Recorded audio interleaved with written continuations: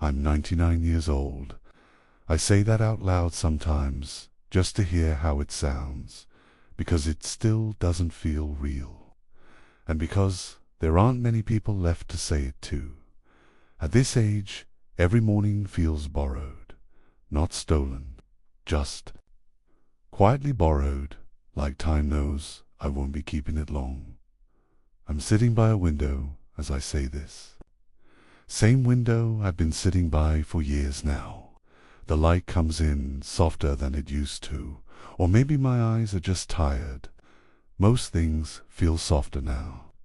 The sharp edges of life wore themselves down long ago. What's left is quiet. And memory? A lot of memory. When you live this long, you don't think about death the way younger people imagine. It's not dramatic. It's not frightening. It's more like standing at the end of a long road and realizing there's nothing left to pack. Everything you needed, you already carried. Everything else you carried for no reason.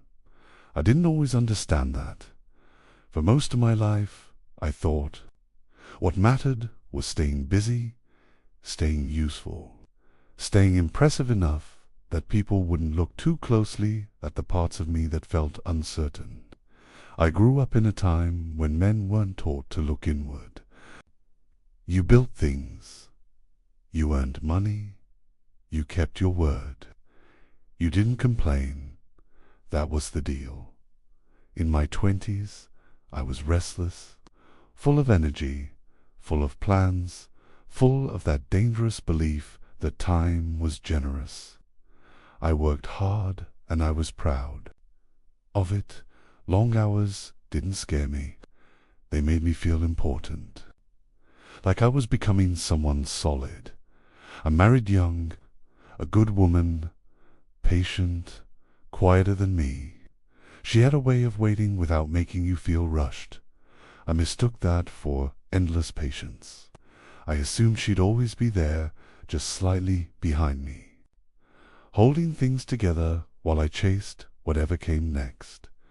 I told myself I was doing it for us, for our future, for security, and some of that was true, but not all of it.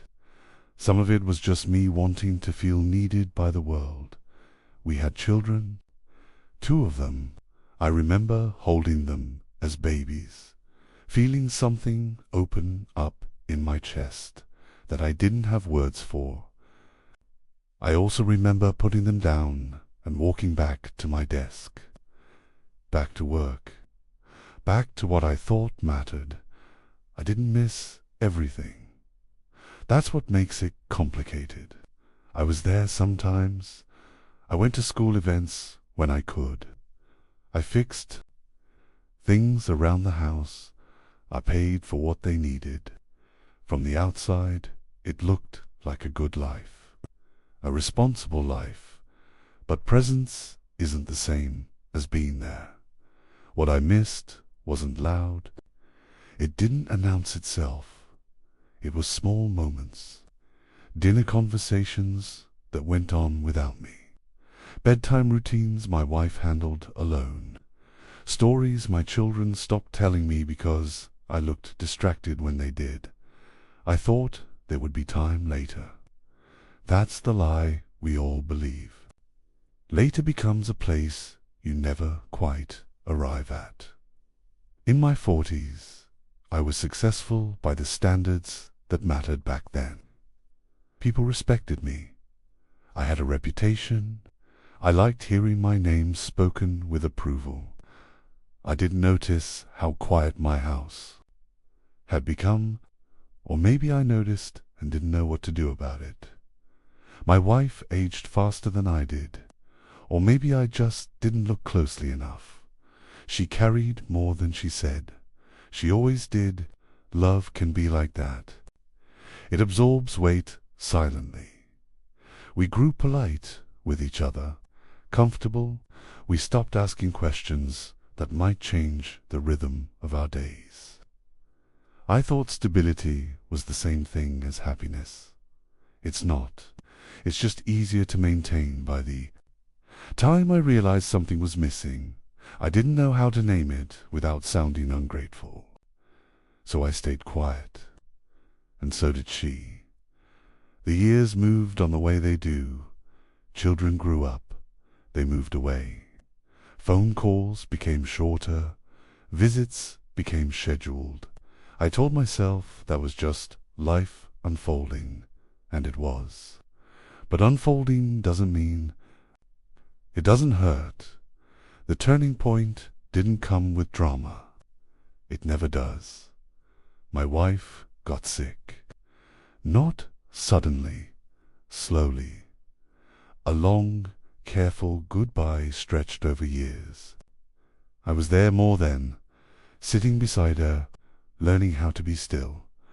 I wish I could say I learned everything I needed to learn in time. I didn't. She died on a quiet morning. No big last words. Just a hand in mine that slowly loosened its grip. I remember thinking how strange it was that a life could end without noise, how the world outside kept going like nothing had changed. After that, the house felt enormous. Every sound echoed.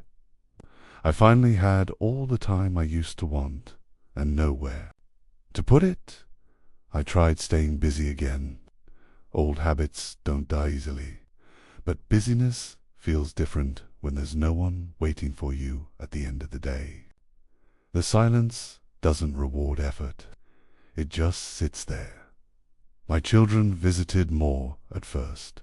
Concern does that. Then life pulled them back. Jobs, families, responsibilities of their own. I didn't resent them. I understood too well. I had taught them, after all, as the decades passed, people disappeared one by one. Friends, colleagues, siblings. The world gets smaller. You don't notice it shrinking day to day, but one day you look around and realize you are one of the last witnesses to a version of life that no longer exists. That's when clarity starts to arrive. Not like a revelation, more like a quiet settling of dust. At 99, I understand what truly mattered. And it's almost embarrassingly simple. It wasn't the hours I logged, or the praise I collected, or the sense of being needed by things that could replace me the moment I stopped showing up. What mattered were the moments I thought were ordinary, the ones I rushed through, the ones I assumed would repeat, a shared meal without distraction, a conversation that didn't need an agenda, sitting beside someone without trying to fix anything. Love doesn't announce itself when it's happening. It feels small, routine, almost invisible. You only see its size when it's gone. I regret the delays more than the failures. The calls I meant to make, the walks I postponed, the conversations I told myself could wait until I was less tired, less busy, less preoccupied. Time doesn't reward good intentions. It only responds to action. If I could speak to my younger self, I wouldn't tell him to quit his job or abandon his ambitions. I'd tell him to look up more often, to notice who was in the room, to understand that being impressive is a poor substitute for being present.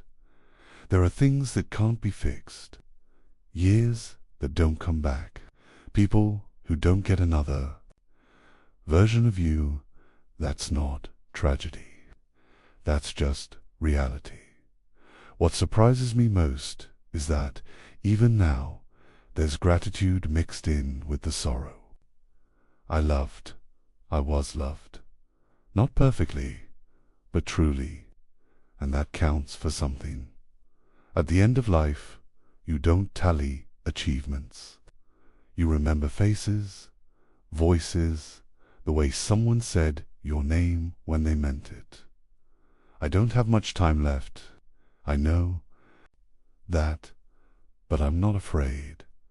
I feel finished, not in a sad way, in a quiet way. If this meant something to you, if it stirred something familiar, don't rush past it. Sit with it. Time is generous only once. I learned that at 99 I wish I'd learned it sooner.